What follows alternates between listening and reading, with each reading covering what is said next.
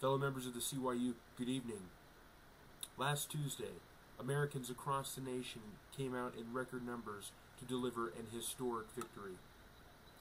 We saw how the Democratic agenda, which has been deciding our nation's fate for the last 4 years, and including the White House the last 2 years, has failed. Americans across the country decided to stand up and let their voices be heard to this administration and to the Congress and the Senate. Our government can no longer stand idly by and watch our nation deteriorate because of leaders who don't know how to lead. I was excited to hear and to see their new Republican Congress begin to take power. I, along with many other Americans, stood and watched John Boehner, the new Speaker of the House, elect, stand up and take the reins in control of the Congress. I was also excited to see that Nevada now has its first ever Latino governor, and that of Brian Sandoval. And along with the rest of Nevada, I want to wish him well in the years to come, and good luck. But also, like many Nevadans, I was saddened and deeply troubled over the results of this U.S. Senate race here in our state.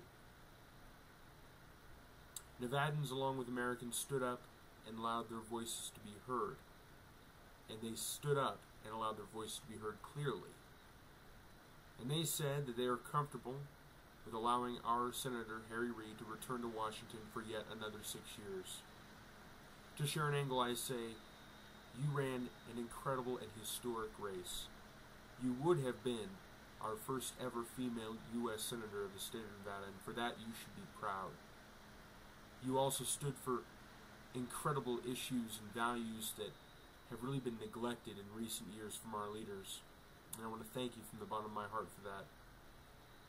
Our state would have been in much better hands, but I am content with the results of this last election.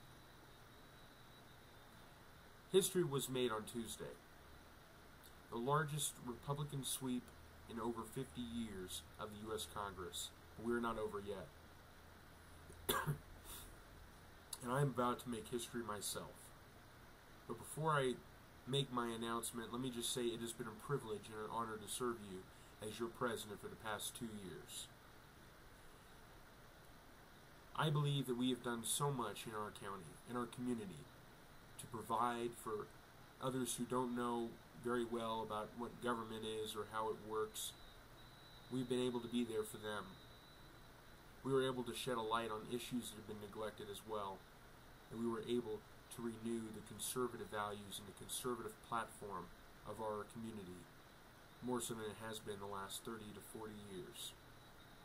You all should be proud of the work we've done. And though we have stumbled, and though we have deteriorated recently, do not be ashamed of what we have done. And be proud to be a member of this organization. On Friday, November 12th, I will be submitting and announcing my resignation as president of the Conservative Youth for Unity. I wanted to come to you tonight and tell you ahead of time, because I believe that the best way for the people to be in contact with those leaders is by continuously hearing from them. And though we haven't heard from each other in a while, I felt that this was the best way. I will be resigning my post. I had hoped to be serving another term, another 2 years as your president, but recent circumstances have prevented me from doing so. And when, after having had given my resignation to the vice president, I will then announce on November 13th my candidacy for county commissioner. Robert's Rule of Law, and along with our Douglas County bylaws, do not allow a sitting president of an organization to run for public office, so I must step aside. I want to ask each and every one of you to stand with our new president and support him as we continue to progress into the future, as we strengthen our organization, and as we grow in numbers. And again, it has been such a privilege for me to work with you and to help our community strive for excellence.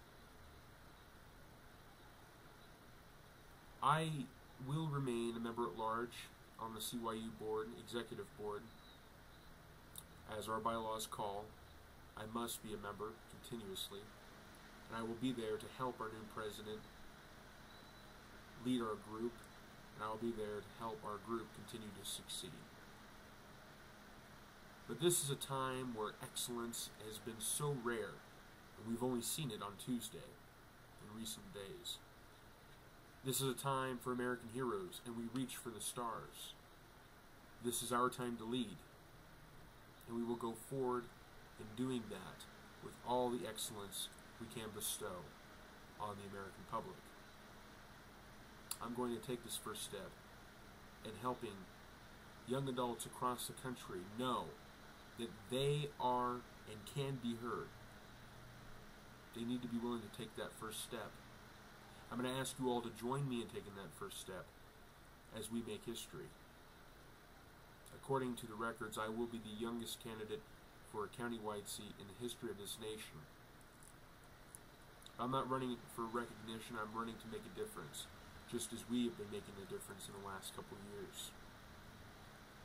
I feel this is the perfect summation for my tenure as president of the CYU. And I am proud of the work that I've done, and I'm proud of you, more importantly. I believe we can continue to flourish as long as we are willing to do the hard work ahead of us, because we do have hard work ahead of us. The 2010 race may be over. We have an even more important race coming around the corner. Only 2 years into the Obama presidency, and it already feels like 2 decades. Barack Obama, his time is coming up. His time is also running out. And to the president, I say, Barack, you better start packing because you're next.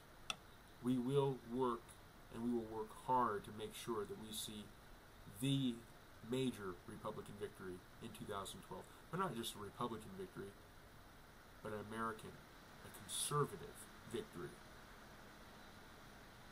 One that is also historic. I don't yet know who the nominee for our party will be, but I'm confident that whoever we choose will be the right one. And I hope that our nation may see better days in the years to come. Thank you all, and for the last time as addressing you as your president, I want God to bless each and every one of you and your families. May He continue to shed His magnificent grace upon the United States of America.